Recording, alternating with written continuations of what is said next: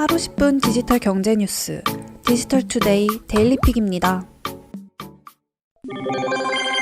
정부가 코로나19 재확산에 대응하기 위해 수도권 사회적 거리두기 단계를 기존 2단계에서 2.5단계로 격상하기로 했습니다. 격상 시점은 12월 8일 화요일부터입니다. 2.5단계에서는 지역 내 감염 위험이 높은 만큼 실내 전체를 비롯해 사람 간 2m 이상 거리두기가 유지되지 않는 실외에서도 마스크 착용이 의무화됩니다. 이를 위반했을 경우 적발 때마다 과태료 10만 원이 부과됩니다. 2.5단계가 되면 노래 연습장, 실내 체육시설의 운영이 중단되고 마트와 백화점, 영화관, PC방 등은 밤 9시 이후 문을 닫게 됩니다. 주점 등 유흥시설에 더해 방문 판매 등 직접 판매 홍보관, 노래 연습장, 실내 스탠딩 공연장에도 영업 금지를 뜻하는 집합 금지 조처가 내려집니다. 카페에서는 영업시간과 관계없이 포장 배달만 가능하고 음식점에서는 오후 9시 이후에는 포장 배달만 허용됩니다. 직장 근무에 대한 방역 조처도 강화됩니다. 스포츠 경기는 관중 없이 경기를 치러야 합니다.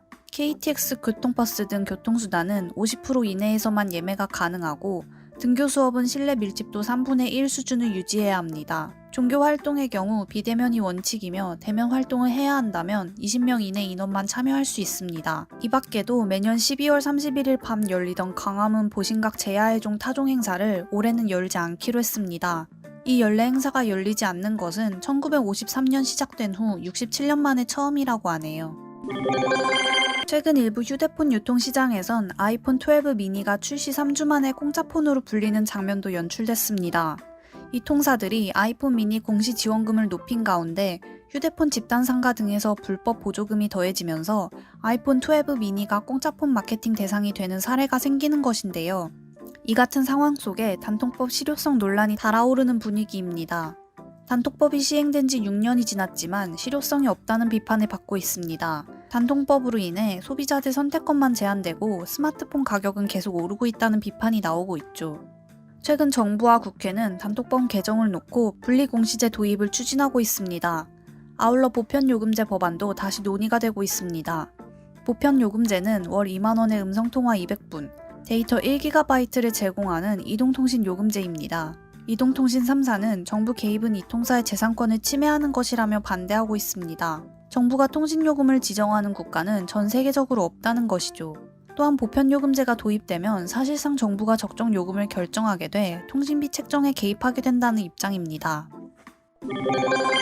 네이버가 스마트 스토어에 블로그와 마켓플레이스 기능까지 장착하며 종합 쇼핑 플랫폼으로 진화하는 모습입니다. 올해는 특히 코로나19 상황으로 온라인 창업 수요가 늘며 스마트 스토어 성장세가 두드러졌죠. 지난 3분기 기준으로 스마트 스토어 판매자 수는 직전 분기 대비 3만 명 증가한 38만 명을 기록했습니다. 거래액도 전년 동기 대비 72% 증가했습니다. 여기에 네이버가 중소상공인보다 규모가 더 작은 1인 판매자를 겨냥한 커머스 도구 모음을 선보이며 커머스 사업 영역을 넓혀가고 있죠. 네이버는 최근 창작자들이 블로그를 통해서도 사업을 할 수 있도록 지원하는 블로그 마켓 도구를 제공한다고 밝혔습니다. 블로그 마켓에는 판매 물품 정보를 제공하는 슬롯과 결제 기능, 배송 조회, 블로그 및 댓글 등 기능이 들어갈 예정입니다. 한 업계 관계자는 1인 마켓 규모가 아직 크진 않지만 성장 잠재력이 있고 실제 주목할 만한 성과를 보여준 사례들도 있다고 언급했습니다. 국내에선 네이버 블로그가 갖춘 이용자 기반이 상당하기 때문에 인스타그램이나 페이스북보다 더 큰 영향력을 발휘할 가능성이 있다고 전망했습니다.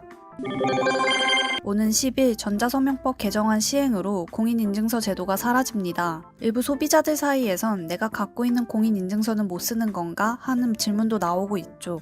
공인인증서라는 이름만 없어질 뿐 사용자는 쓰고 있던 공인인증서를 계속해서 쓸 수 있습니다. 지금의 공인인증서는 앞으로 공동인증서라 불리게 됩니다. 기존과 동일하게 신규 및 재발급이 가능하며 유효기간이 지난 후에도 다시 연장해 쓸 수 있죠. 공동인증서는 그간 소비자의 불편함을 개선했습니다. 기존 공인인증서는 1년마다 갱신해야 했지만 새로운 공동인증서는 3년마다 갱신하면 되고 자동 갱신도 가능합니다. 복잡한 비밀번호 대신 암호 단순화를 통해 간편 비밀번호로 암호 설정이 가능하며 다양한 인증 기술도 접목했죠. 공동인증서의 경우 기존 이용하던 사이트에서 그대로 이용이 가능합니다. 그러나 새롭게 출시되는 사설 인증서의 경우 특정 사이트에서만 이용 가능하기 때문에 각 사이트마다 새로운 사설 인증서를 발급해야 한다는 단점이 있습니다.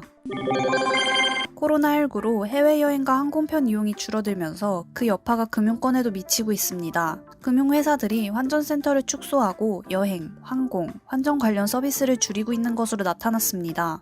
은행연합회 통계자료에 따르면 은행들이 운영하고 있는 환전센터는 지난 7월 22개에서 11월에는 17개로 줄어든 것으로 집계됐습니다. 상반기까지 유지되던 환전센터가 코로나19 여파 지속으로 하반기에 감축에 나선 것인데요.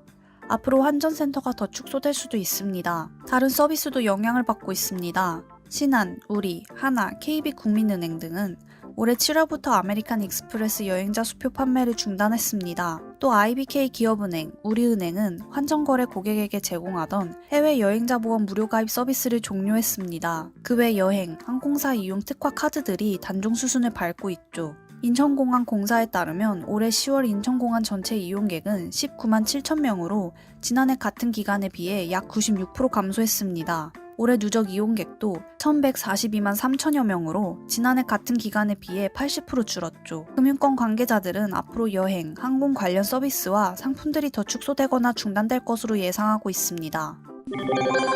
미국 의회가 내년도 국방 수법권에 화웨이 등 중국 업체의 5G 기술을 사용하는 국가에 자국 군대와 주요 군사 장비를 배치하는 것을 제고해야 한다는 내용을 새 조항에 넣었다는 외신 보도가 나왔습니다. 미국 의회가 조만간 내년 NDAA안을 통과시킬 예정인 가운데 전문가들은 일부 통신사가 화웨이의 5G 장비를 쓰는 한국이 대표적으로 이 조항에 영향을 받는 나라가 될 것으로 내다보고 있습니다. 한국 이동통신사 중에서는 LG U+가 기지국 등 화웨이의 5G 네트워크 장비를 부분적으로 사용하고 있습니다.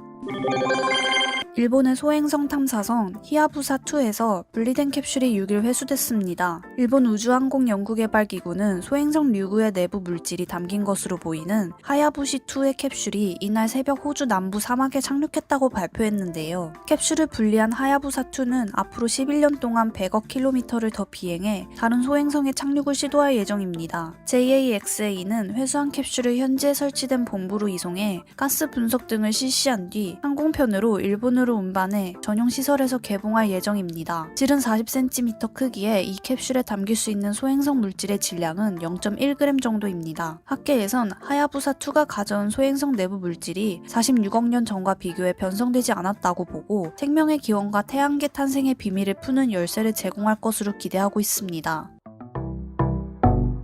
행복한 하루 디지털투데이였습니다.